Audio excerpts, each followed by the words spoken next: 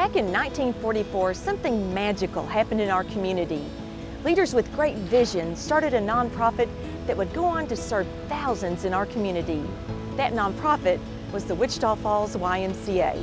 Since that time, thousands of volunteers, staff, and donors have stepped up to the plate to keep the YMCA strong so that we can continue to serve critical community needs. Our guiding light at the YMCA is our mission, and it's been our foundation for the last 75 years. And that mission is to put Christian principles into practice through programs that build healthy spirit, mind, and body for all. In recent years, some of those programs have been busting at the seams, and we are so grateful that our community has responded, and generous donors have enabled us to build facilities that will continue to serve our citizens for decades to come. Just as a reminder, some of those new facilities include 2 full-size basketball courts will accommodate the needs of kids, families, coaches, and spectators. A new multifunction indoor soccer center will be the home to youth and adult leagues. A new early childhood learning center with infant, toddler, and preschool classrooms. A library, 3 playgrounds, and dedicated space for our before and after school kids. And finally, a gymnastics center that is home to youth from beginning gymnasts to those who aspire to go on to the Olympics. While we're proud of what we've started, our work is not complete. In our final phase, we'll shift our focus to meeting some membership needs and to tackling some of the most pressing health issues in our community. My name is Dr. B. Shanes. I'm a family practice doctor here at United Regional Physician Group, and I've been in the community for about 19 years. I would say actually the top health issue in our county is obesity. Obesity leads to multiple other problems that are a huge concern for us here in Wichita Falls. Those can include diabetes, high blood pressure, coronary artery disease, just to name a few. The reality of it is a lot of these things that we see are preventable, such as diabetes. People would be able to get out and exercise and eat properly. We would see a lot less of conditions like the diabetes or the high blood pressure.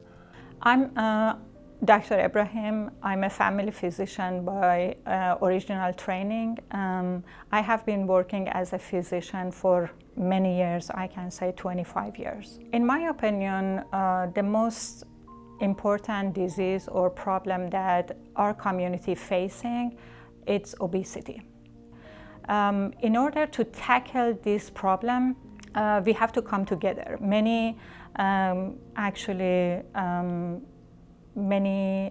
organizations, including our organizations, YMCA or religion organization, they have to come together to first start educating our patient, because in order to tackle this problem, we have to have our community moving and being active.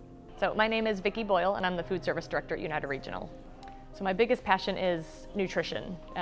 Went to school for nutrition, have my bachelor's and master's degree in nutrition, and it is my life. It's amazing what your body can do day after day if you're feeding it the right things. It's so important to be active. It's, again, that's another trickle effect thing. The activity, all the screen time we have now with, even in your job, our jobs now are demanding more and more desk time and more screen time, and then that's just taking over kids' lives now is screens. So again, it's setting a habit and making sure that you're, maybe viewing your screen time on your phone and making a goal where you're gonna deduct 2 hours of that screen time each week by going for a walk, taking the dog out, going and walking with your kids, going and kicking a ball, or making gym time, making sure you're setting that time aside with your family to get away from the screen and get out of your house and be active. It's so important. In teenagers, what's been very concerning is that typically conditions that we used to attribute to adults, such as high blood pressure or diabetes or morbid obesity, we're seeing much earlier. And a big cause of that is, in addition to poor diet, it's inactivity. And we need to get younger kids outside, away from video games and playing sports and swimming and basketball or whatever it is. And then by being active, meaning that adults should exercise at least 150 minutes per week. They can start with 5 minutes. And any type of movement counts. And for kids is different based on the age. The recent guidelines says that kids age 3 to 6, they should exercise 3 hours per day throughout the day, and also for 6 to through 17, they should exercise 1 hour per day. And by moving the community and being more active, we can save money for the community and even for the nation. If people would put education into action, they would see results. If they really truly understood it and practiced it day in and out and taught their kids, taught their grandkids, taught their neighbors, their spouses, it would just be a trickle effect. And it would be huge if we could just start learning and then just teaching those around us and below us. We don't want to just diagnose the disease or say this patient has a problem. We would like to look at them as a whole person. In another way, I can say it's a holistic approach or holistic medicine that we are practicing here. And in order to do it, we have to look at the person or patient at the whole, focusing on the mind, spirit, body. I actually became associated with the YMCA in 1980 when Mr. Bill Bartley asked me to go on the board.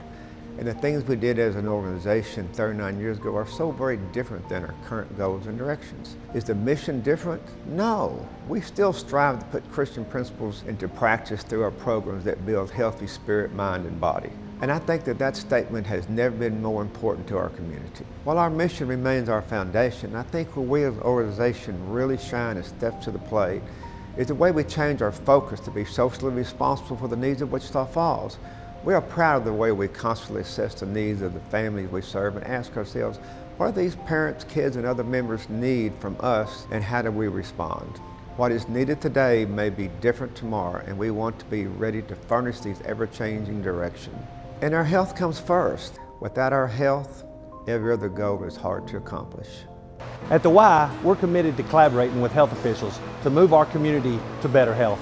Our facilities and final phase renovations will allow us to tackle some of the most pressing health needs. We'll have dedicated space that will allow us to provide health education classes and special health initiatives. As part of our final phase, we've completely renovated our health and wellness areas. We offer so many different choices for people to become active, whether they want to do cardio, weight training, or classes. Our new HIIT room has opened up many amazing possibilities for health and wellness and is used daily. And we're not forgetting our older adults. Since we serve all ages, we've created a dedicated fitness area for seniors. The final phase will address member needs because membership revenue is what keeps the YMCA financially strong and sound. The Bill Bartley branch was built in 1982, and many of our areas are in dire need of updates. Our final phase will also include renovation of our men's and ladies' locker rooms, expansion of our child watch service. We'll add a new grand entry plaza to replace our narrow lobby. This will give us a spacious, welcoming community gathering space for members and guests. What makes the Y different than other facilities is at the Y, we don't turn anyone away. We welcome everyone, regardless of their ability to pay. We need your help with this final phase. Your donations will help us transform the health of our community. Together, we can transform our community and continue to serve for another 75 years.